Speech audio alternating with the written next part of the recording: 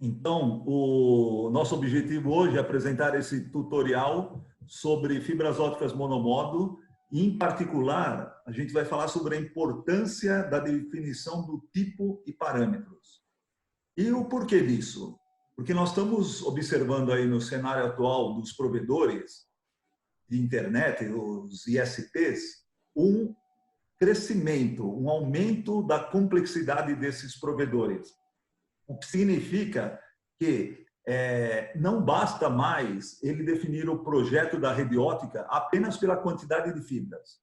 Porque o que a gente hoje recebe, basicamente, nas solicitações, olha, eu quero um cabo óptico, aliás, a gente costuma dizer até uma fibra ótica, né? Mas, enfim, um cabo óptico com uma certa quantidade de fibras e ponto.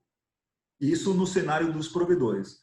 Porém, no cenário das operadoras, e aí muitos provedores já estão se tornando, vamos dizer, de um porte de uma operadora, outros parâmetros são importantes, como a atenuação das fibras, a dispersão cromática, o PMD, características geométricas. Então, hoje, quando a gente recebe uma solicitação de uma grande operadora, nós temos que estar atentos a diversos parâmetros aqui apresentados e não somente a quantidade de fibras. E, então, nosso objetivo com esse tutorial é mostrar um pouco a escolha da fibra e comentar um pouco sobre esses parâmetros e a importância deles nessa definição, nesse projeto da rede ótica. Muito bem, eu vou aproveitar para recapitular um pouquinho sobre o princípio das fibras óticas monomodo, mais para a gente recordar. Porém, é importante lembrar que a fibra monomodo ela possui uma estrutura que, quando se lança a luz, essa luz se propaga pelo núcleo com apenas um modo de propagação, e não como umas fibras multimodo que permite vários modos. Então, aqui, por propagar apenas um modo, ela se chama, portanto, fibra ótica monomodo. E a estrutura que permite esse guiamento de fibra monomodo é composta basicamente de uma estrutura de sílica composta por um núcleo, com sílica dopada, que tem aproximadamente 8 microns de diâmetro, e uma casca também de sílica, porém aqui é uma sílica pura, com 125 microns. Muito bem, para proteger essa estrutura vítrea de sílica, são utilizados dois materiais de revestimento. Um primeiro material é um acrilato macio, que atinge um diâmetro da ordem de 200 microns, e um acrilato rígido, atingindo 245 microns. Qual a função desses materiais? Esse material macio, esse primeiro acrilato macio, tem uma função como se fosse um airbag. Ele protege a estrutura vítrea contra pressões laterais, contra o que nós vamos comentar posteriormente, que são as microcurvaturas. O acrilato rígido, ele atribui uma superfície mais rígida com menor atrito, porque o material macio é como se fosse uma borracha. Ok? E aqui a gente chega em 245 microns, porém, chega em 250 microns, que é um padrão de diâmetro internacional para essas fibras, através de uma camada de tinta, que vai permitir que a gente identifique essas fibras com 12 cores. Se nós precisarmos de um maior número de cores, na realidade o que se faz é pintura em anel. Então, as mesmas 12 cores se repetem com um anel, com 2 anéis e assim por diante, para que eles possam ser colocados dentro de um único tubo, por exemplo, do cabo. Ok? Muito bem. Com essa estrutura, se constroem praticamente todos os tipos de fibra monomodo. E a diferença está no perfil de índice de refração. É como essa estrutura de índice de refração, que é uma propriedade óptica do vidro, vai permitir o guiamento da luz. Tá? E conforme, então, essa definição desse perfil de índice de refração, vai poder se construir diversos tipos de fibra. Aqui, por exemplo, nesta tabela, apresentado basicamente todos os tipos de fibra, partindo, por exemplo, do padrão 652B e D, que é o padrão da fibra monomodo mais convencional, e depois indo para os demais estándares de de fibra monomodo.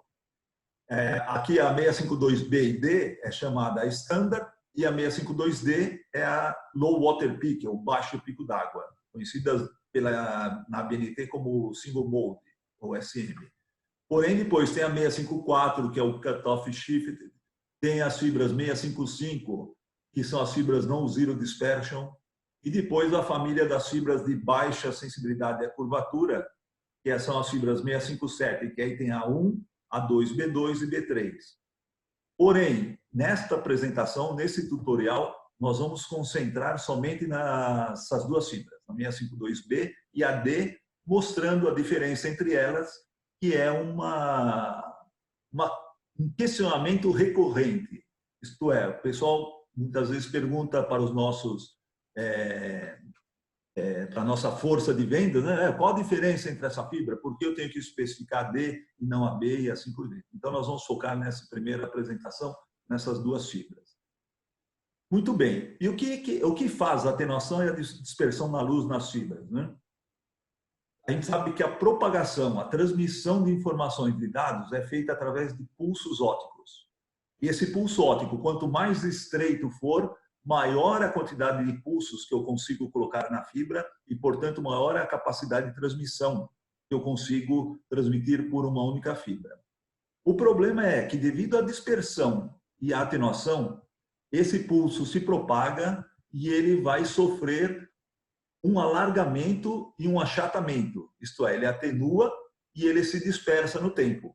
Então, uma certa largura temporal no pulso de entrada vai alargar na saída e a amplitude de potência vai se perder.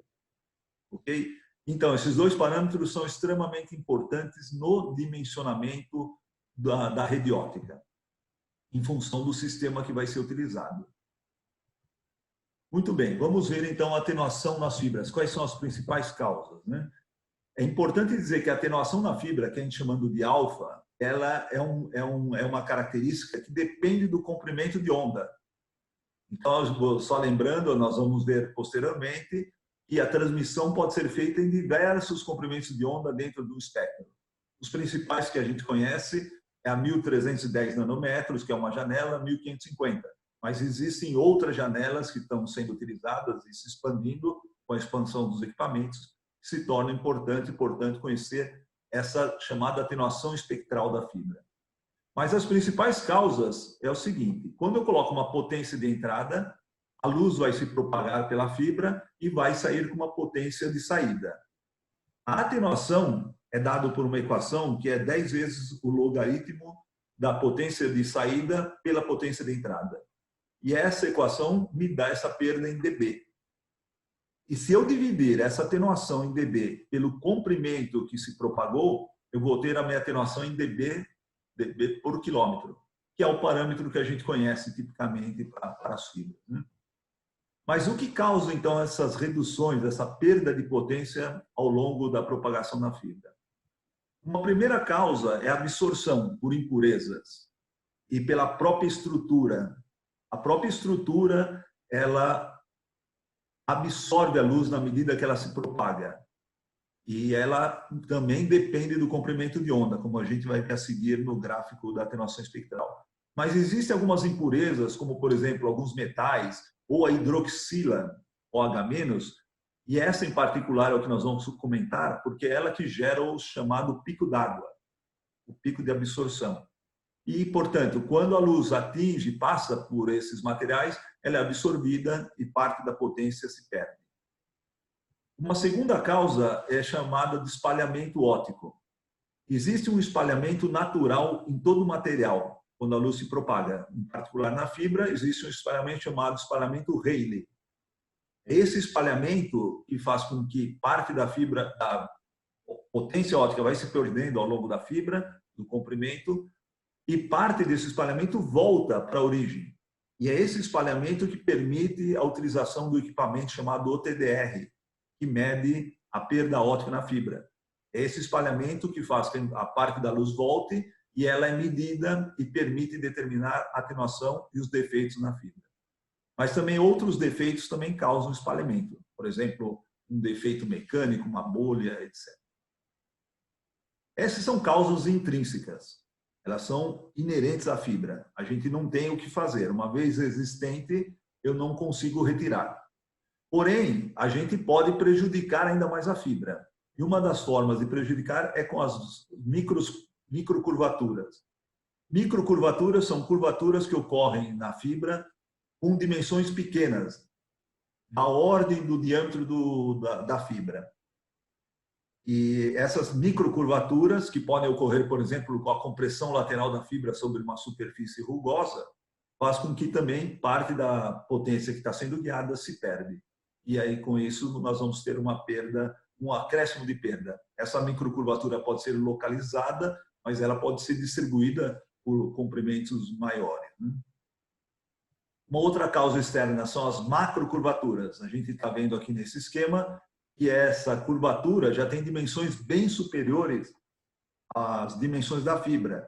Nós estamos falando aqui em curvaturas da ordem de milímetros, dezenas de milímetros, 60 milímetros, por exemplo, 30 milímetros e assim por diante. E quanto maior o número de curvaturas, maior essa perda. Muito bem. Uma outra causa externa são as emendas. Quer seja uma emenda por fusão, uma emenda mecânica, um conector. O que acontece? A luz incide nessa interface, parte reflete, parte é espalhada e se perde. Lógico que a emenda por fusão é a melhor forma de se minimizar essas perdas, porque ela elimina essa interface entre as duas fibras. Ela faz a fusão do vidro, da sílica. E, portanto, eu minimizo o espalhamento, o retroespalhamento e as perdas em geral. Tá? Porém, é uma causa extremamente importante e hoje, nas redes ópticas, uma das principais causas de problemas nas redes são os conectores, que, se não for bem feito, se tiver impurezas, ele acaba dando uma perda muito elevada. Uma segunda causa importante de perda nas redes são as macrocurvaturas, que podem ocorrer a qualquer ponto dentro, ou no próprio cabo, ou na instalação, por exemplo, nas caixas de emendas, onde as fibras são acomodadas em bandejas, ou pode se movimentar, pode ficar comprimidas, assim por diante. E com isso a gente vai ter, portanto, uma perda e uma potência de saída bem menor do que a potência de entrada.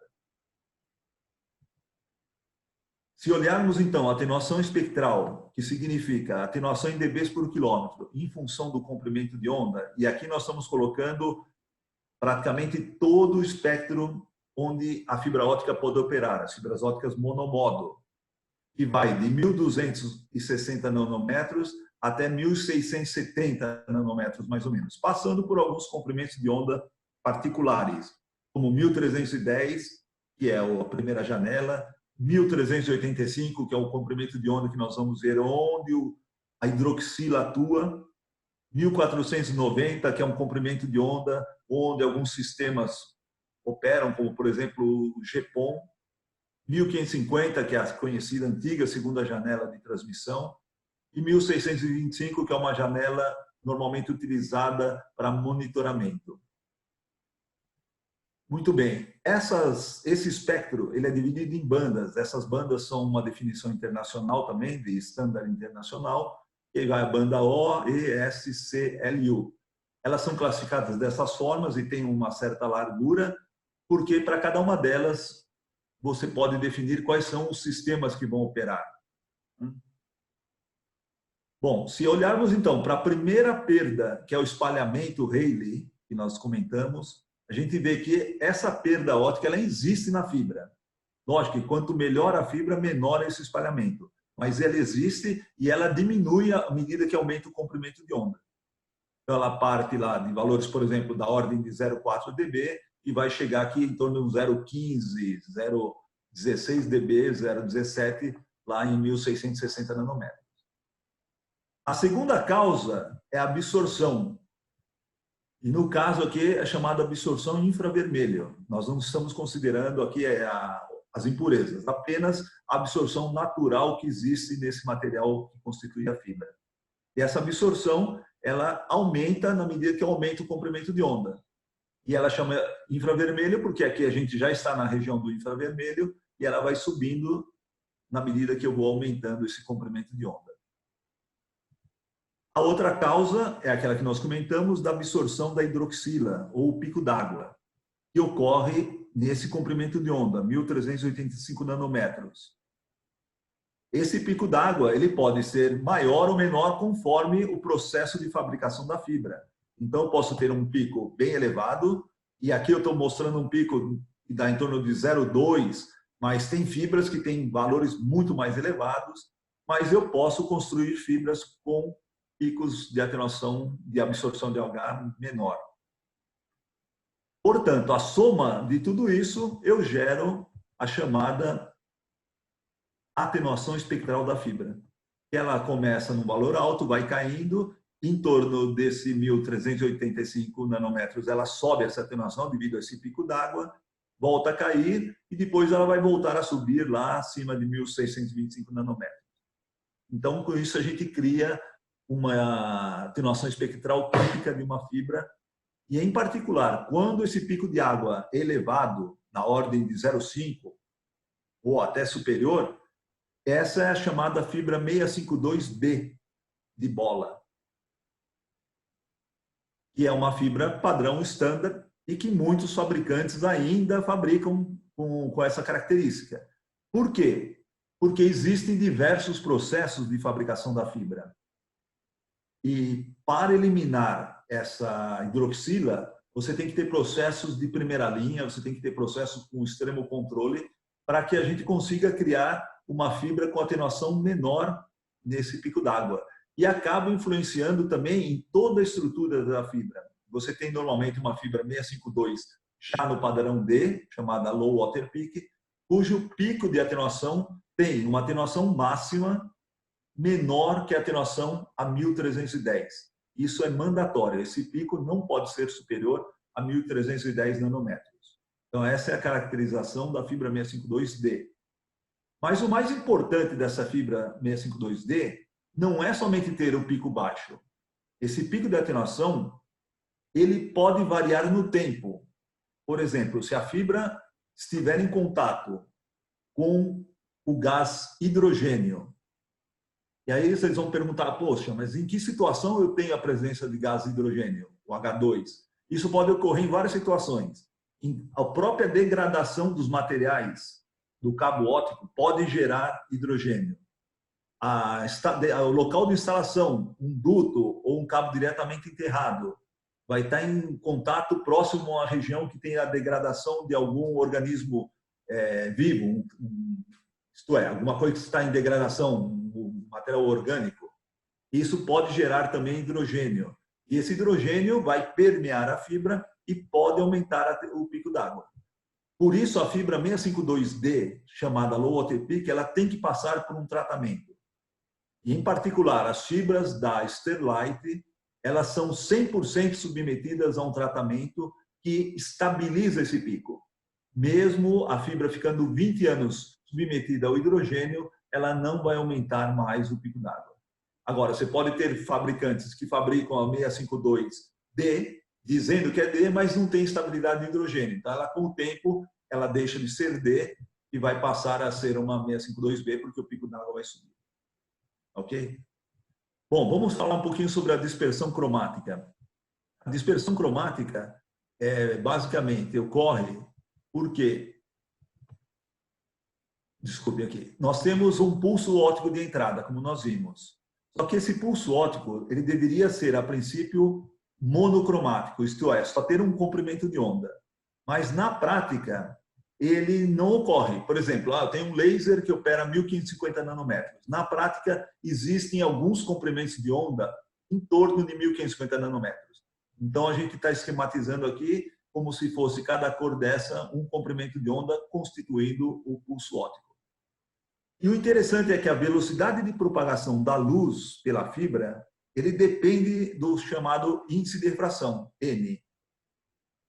Que é, então, a velocidade de propagação da luz no vácuo dividido pelo índice de refração, que na fibra está em torno de 1,4, é um número adimensional, e ele depende do comprimento de onda. Se a gente olhar nesse gráfico para uma fibra monomodo 652, a gente vê que o índice de refração ele sobe na medida que aumenta o comprimento de onda. Então, o que significa? E se eu tiver um comprimento de onda operando nessa região, por exemplo, 1310, o índice de refração é menor e a velocidade de propagação é maior. Um comprimento de onda maior vai se propagar com uma velocidade menor, porque o índice N vai ser maior. Então, um pulso óptico, o que acontece é que, se eu entrar com todos esses comprimentos de onda, eles vão se propagar e vão chegar na outra extremidade da fibra em tempos diferentes. E chegando em tempos diferentes, ele acaba alargando o pulso óptico de saída. E isso, então, é chamada da dispersão cromática. É uma dispersão que tem a ver com os comprimentos de onda do pulso óptico de entrada. Num caso ideal, se o pulso óptico fosse somente um comprimento de onda, isso aqui não ocorreria. E aqui também entra, portanto, a qualidade desse laser. Se você pega um laser com uma dispersão de comprimentos de onda maior, o alargamento do pulso vai ser maior. Portanto, é o equipamento que vai dizer qual é a dispersão cromática aceitável.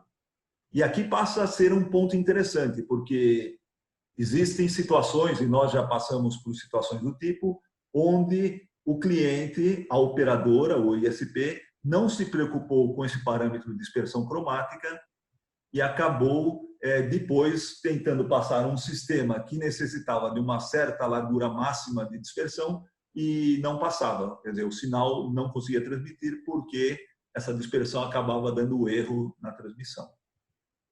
A dispersão cromática, portanto, ela é uma função do comprimento de onda lambda e do comprimento da fibra.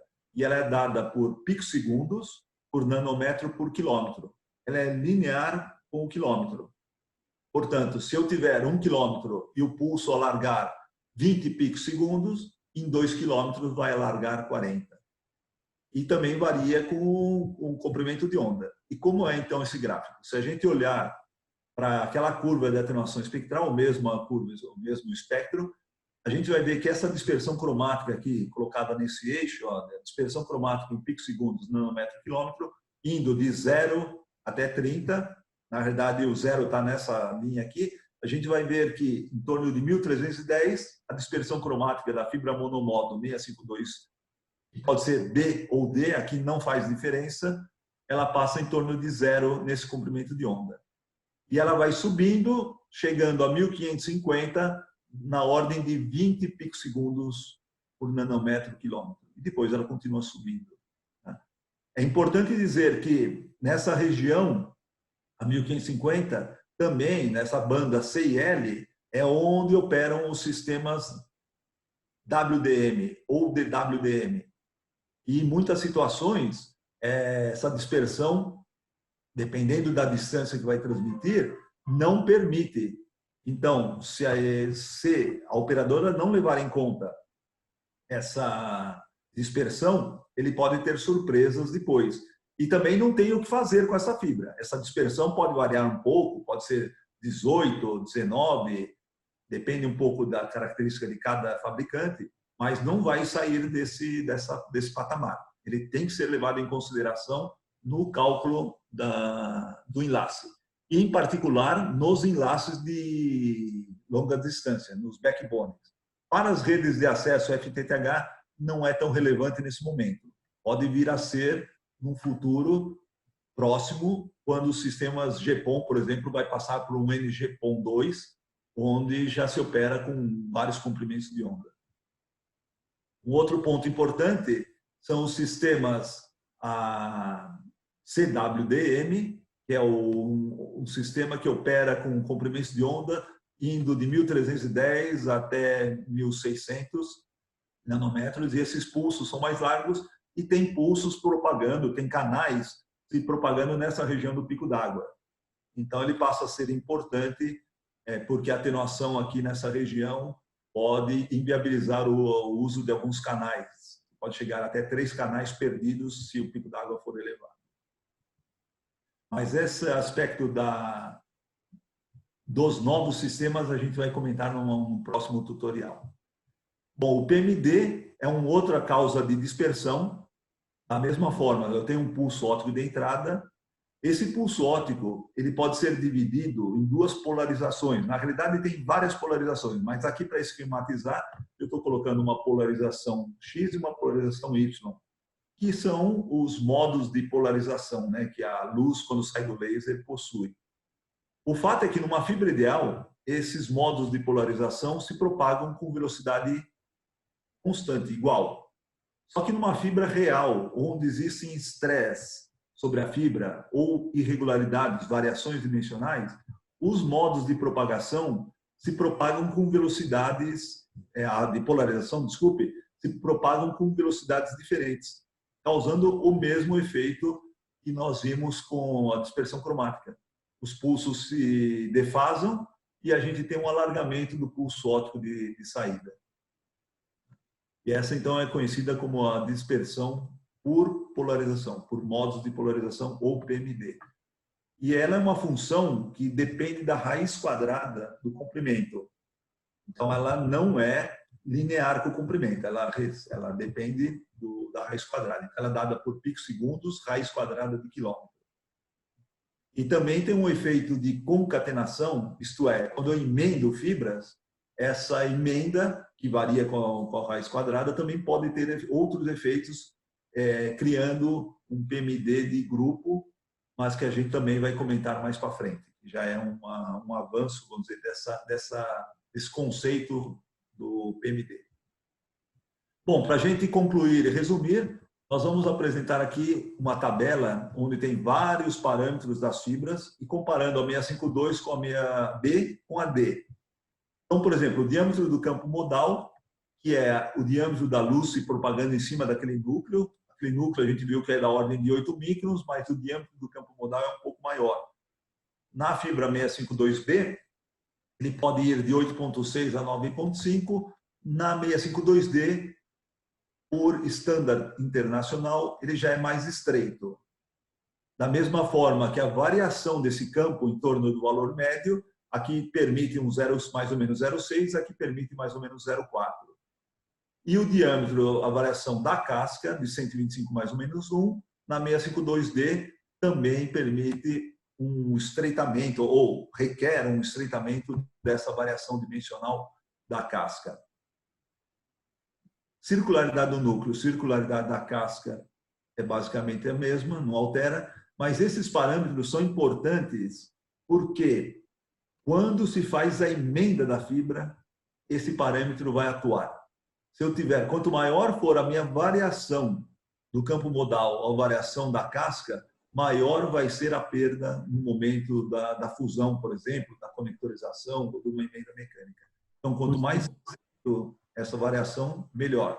Então, aqui, olha, a concentricidade do núcleo é a mesma, a atenuação 1310, 0,35 também é menor do que a B, e a atenuação do pico d'água, como já comentamos, tem que ser menor que a 1385, a atenuação a 1550, em média, é melhor do que a 652B, a dispersão cromática é a mesma e o PMD é melhor também, de 0,5 para 0,2.